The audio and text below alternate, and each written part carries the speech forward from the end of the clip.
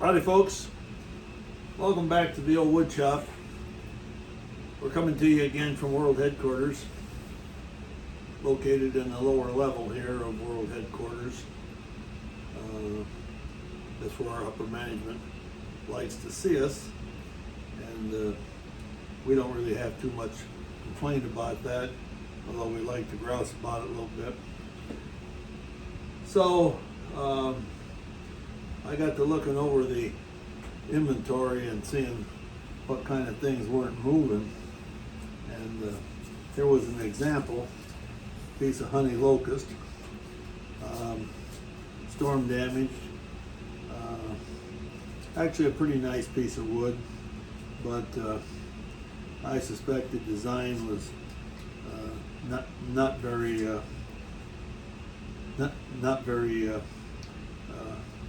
agreeable to people, and over the course of time it's warped. I see it has a date on here of October 2020, so we're talking about 2.5 years ago. So I'm looking at this, and upper management is kind of nipping at my heels here about why don't you do something about those pieces that just sit on the shelf, and even if you put them up for half price, nobody's very interested in them. So some of them you can actually do a little something about, like rework them. This piece here, it's kind of at the edge of, can you actually do something with it? So what I've done is I've glued a waste block onto the bottom here, and the initial problem was that this piece did not have a center marked in it. So I had to estimate the center, and that's always a little dangerous, although I think I got it pretty close. But to rework this, and again, remember, all you can ever do is take off. You can't put anything back. So this part is so thin that by the time we get it rounded on the outside and rounded on the inside, it probably is going to disappear. So we're going to start, and we're going to see if this is round here, and then we'll take some of this off here and see how much out of round it is. I suspect it's quite a bit, and maybe the top of the bowl will end up being where this ridge is. A more critical part is what we do at the bottom. So what I'm thinking is that we'll try and save this part as a saucer that this, as a bowl, would set on. Now, to affect that, we're going to need to undercut here, back cut, and sort of emphasize that this piece is a saucer. Now, problem there is how much room do we have? So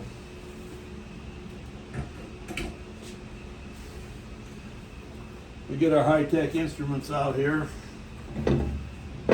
Wow, not too impressive. And right here,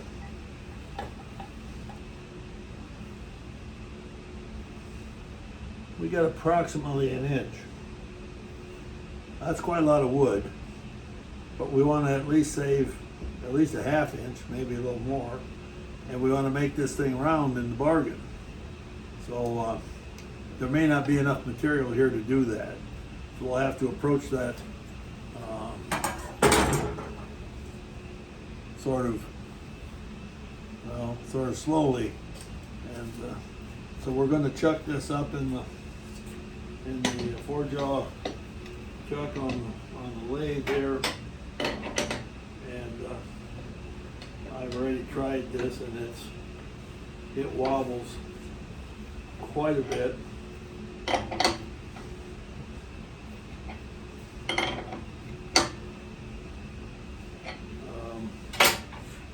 with these kind of things, you have to always be a little bit careful that the darn thing doesn't come flying off the lathe for you.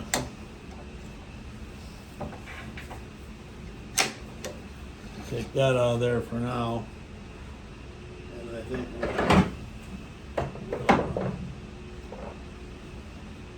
we'll take a piece like this, a live center, doesn't have the point in it, and we'll put that in there. And then I think, there you go again. Probably could have had something figured out here.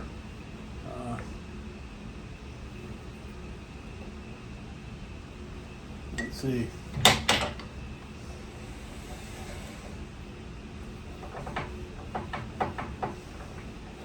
I think we'll probably be best off to just use a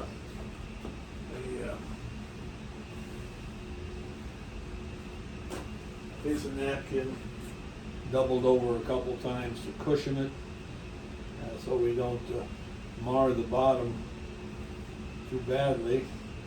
Although I don't think it's going to make any difference, because if we're successful,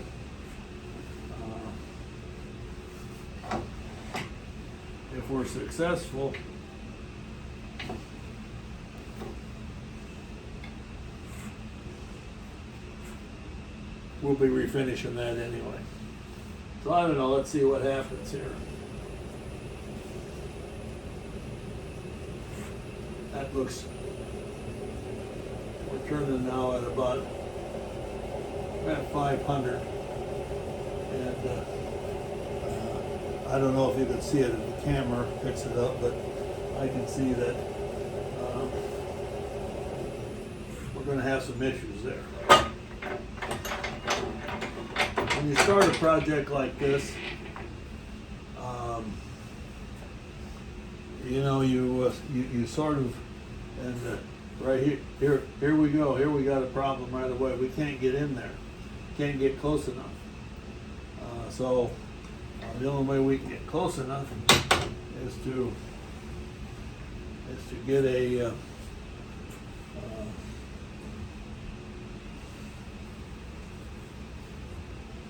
piece like this.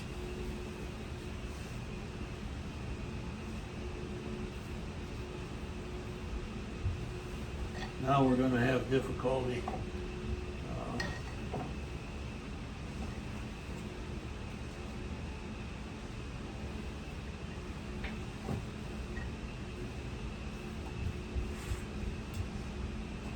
let's see.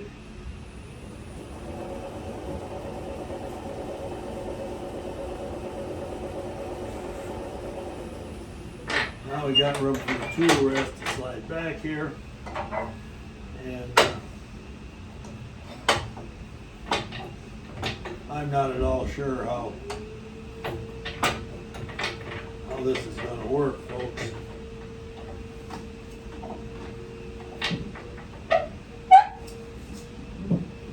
But we're going to try and even this out, see how far we have to go to even that out.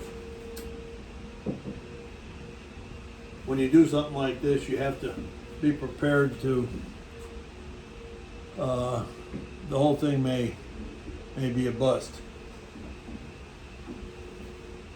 But it's not worth much the way it is either. So,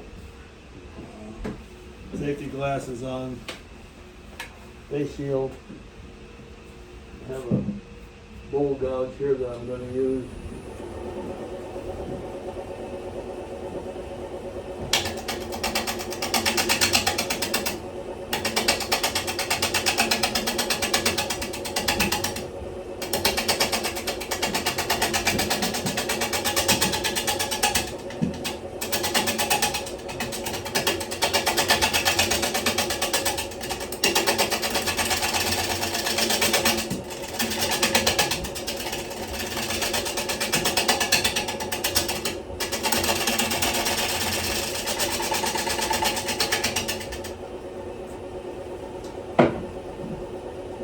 As you can hear from the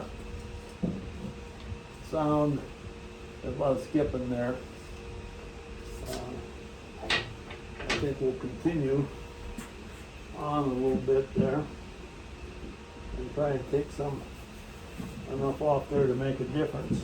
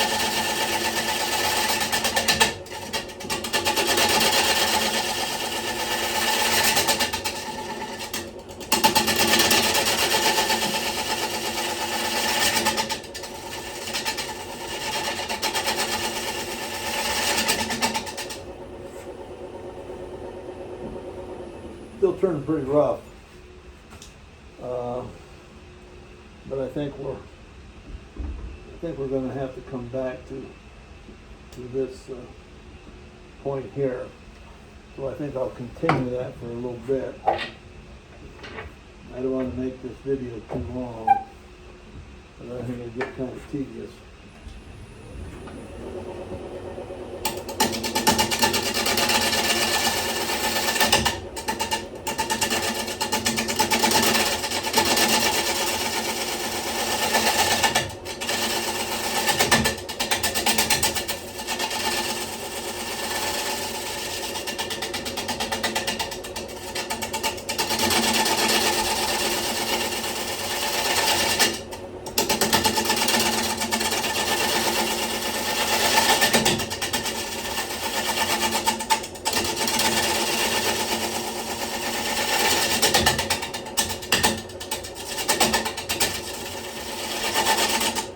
The way that's grabbed.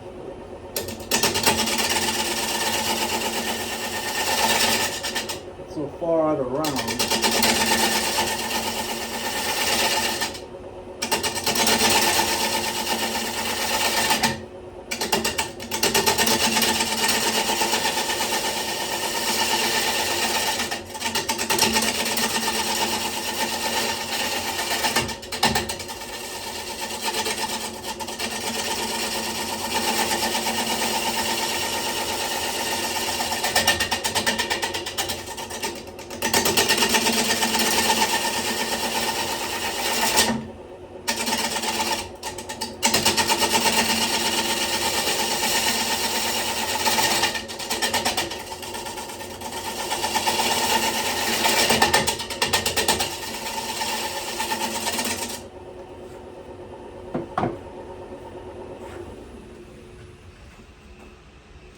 As we turn down, as we go down, the wood's getting a little thicker, which is what we need. So I think we'll try to take off a little bit more, and then I think we're gonna shut off here and think about it.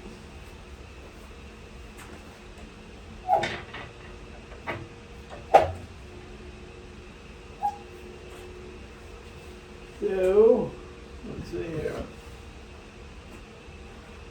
Try and get a different, maybe a little different perspective here.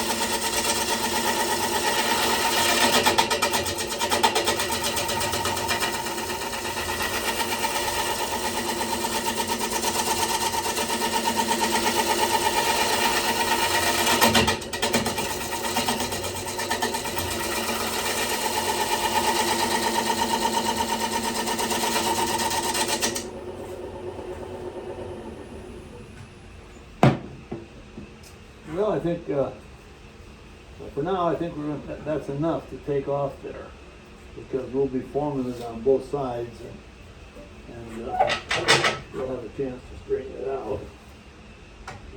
What I'd like to do is to see how this might turn out here. And for that, I think, well, I think maybe I'll use my thin kerf cutter to kind of establish a line here. Again.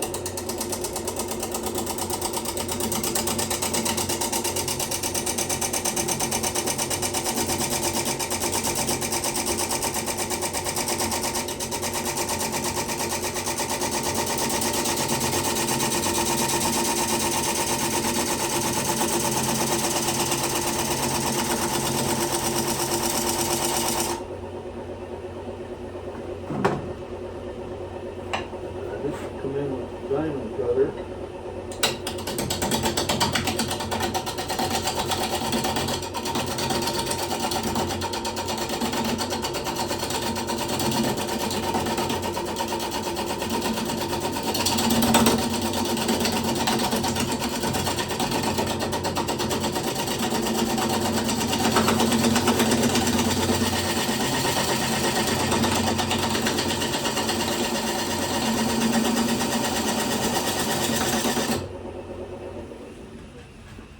Remembering that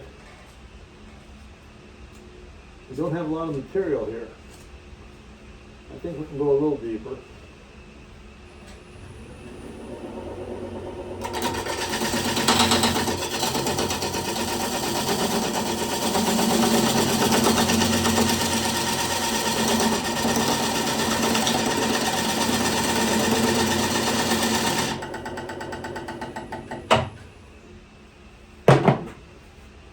Okay, all right, I think we're going to call it off there, and we're going to look this over and try and get an idea about how much more we can take off there.